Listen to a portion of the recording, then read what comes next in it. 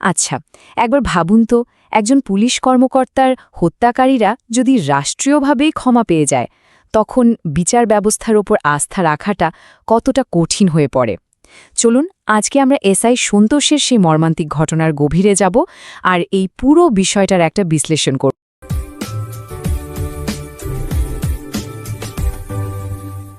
সন্তোষের হত্যাকারীরা বাংলাদেশ রাষ্ট্র দখল করেছে, এই একটা কথাই কিন্তু পুরো ঘটনার ভয়াবহতা আর এর সুদূর প্রসারী প্রভাবটা বোঝানোর জন্য যথেষ্ট। এই পুরো গল্পটা আমরা শুরু করব এর শেষটা দিয়ে, কারণ এই ঘটনার বিচার হয়েছিল এক অদ্ভুত উপায়। হত্যাকারীদের সম্পূর্ণ দায়মুক্তি দিয়ে দেওয়া হয়েছিল। তো এই যে দায়মুক্তি বা ইনডেমনিটির কথা বলা হচ্ছে, এটা আসলে কি? দেখুন, খুব সহজ করে বললে এর মানে হলো কেউ কোনো অপরাধ করার পরেও তাকে আইনি শাস্তি থেকে পুরোপুরি মুক্তি দিয়ে দেওয়া। এখন একবার চিন্তা করে দেখুন, যখন খুনের মতো একটা ভয়ঙ্কর অপরাধের পরেও কেউ এই ধরনের ছাড় পেয়ে যায়, তখন এর রাজনৈতিক আর আইনি প্রভাবটা ঠিক কতটা গভীর হতে পারে। একদিকে হামলার সেই ভয়ঙ্কর দিনটা, আর অন্যদিকে 14ই অক্টোবর, যেদিন কিনা অভিযুক্তদের সব অপরাধ থেকে মুক্তি দেয়া হলো। এই দুটো তারিখের মধ্যে যে ব্যবধান, সেটা শুধু সময়ের না, বরং ন্যায় বিচারেরও। আর সবচেয়ে অবাক করা বিষয় হলো, এই দায় মুক্তিটা দিয়েছিল খোদ স্বরাষ্ট্র মন্ত্রণালয়, মানে যে সংস্থাটার ওপর দেশের পুলিশ বিভাগ চালানোর দায়িত্ব, তারাই যেন এখানে হত্যাকারীদের পক্ষ নিয়েছিল। কিন্তু প্রশ্নটা হলো, আখের হলোটা কি? একজন পুলিশ অফিসারের হত্যাকারীরা কিভাবে রাষ্ট্রীয়ভাবে ক্ষমা পেয়ে যেতে পারে? ঠিক কি ঘটেছিল সেদিন?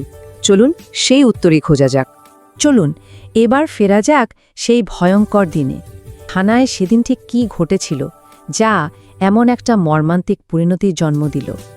দেখুন, এটা কিন্তু কোনো হঠাৎ ঘটে যাওয়া হামলা ছিল না, বরং একটা সংগঠিত জনতা বারবার থানায় হামলা চালাচ্ছিল। মানে বোঝাই যাচ্ছে যে এটা একটা পরিকল্পিত আক্রমণ ছিল। আর তাদের উদ্দেশ্য ছিল একদম পরিষ্কার, থানার ভেতরে থাকা পুলিশ সদস্যদের হত্যা করা। এর চেয়ে ভয়ঙ্কর উদ্দেশ্য আর কী বা হতে পারে, তাই না? পরিস্থিতি খুব দ্রুত নিয়ন্ত্রণের বাইরে চলে যায়। পুলিশ যখন আত্মরক্ষার জন্য গুলি চালালো, তখন হামলাকারীরা আরও বেশি হিংস্র হয়ে উঠল আর এক পর্যায়ে পুরো থানার নিচতলায় আগুন ধরিয়ে দিল। একবার শুধু দৃশ্যটা কল্পনা করার চেষ্টা করুন।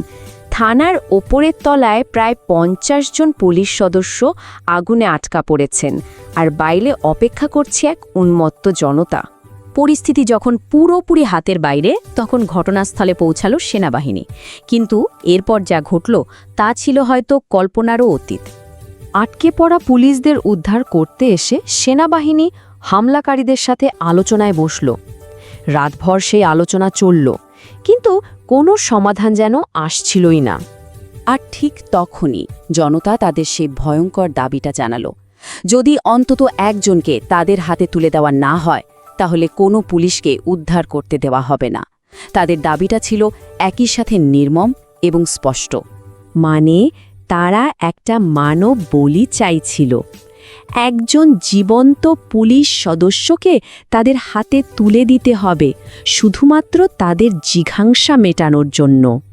আর ঠিক ওই মুহূর্তে একটা সামগ্রিক সংকট মুহূর্তের মধ্যে পরিণত হলো একজনের ব্যক্তিগত ট্র্যাজেডিতে।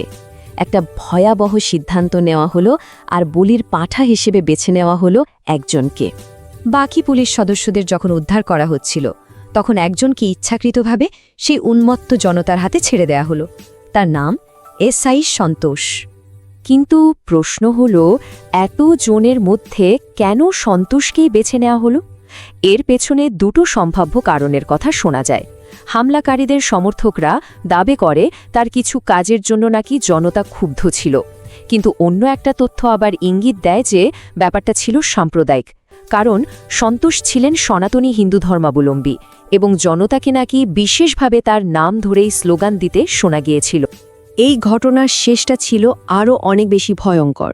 চলুন দেখি এর পরিণতি কি হয়েছিল এবং এটা আমাদের সমাজ আর রাষ্ট্র ব্যবস্থা সম্পর্কে ঠিক কি বলে। যা হওয়ার তাই হলো। এসআই সন্তোষকে সেই উন্মত্ত জনতার হাতে তুলে দেওয়ার পর তাকে নৃশংসভাবে হত্যা করা হলো।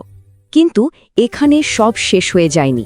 এরপর তার মৃতদেহ থানার সামনে ঝুলিয়ে রাখা হয় এটা ছিল রাষ্ট্র ব্যবস্থার প্রতি এক চরম অবমাননার প্রতীকী বার্তা। তাহলে কেন এই হত্যাকারীরা শেষ পর্যন্ত দায়মুক্তি পেল? বলা হয়ে থাকে এই হত্যাকারীদের নাকি পরে একটি প্রেশার গ্রুপ হিসেবে স্বীকৃতি দেওয়া হয়েছিল, কারণ তারা তৎকালীন নতুন সরকারকে ক্ষমতায় আসতে সাহায্য করেছিল, আর সেই রাজনৈতিক কারণেই হয়তো তাদের এই দায়মুক্তিটা দেওয়া হয়।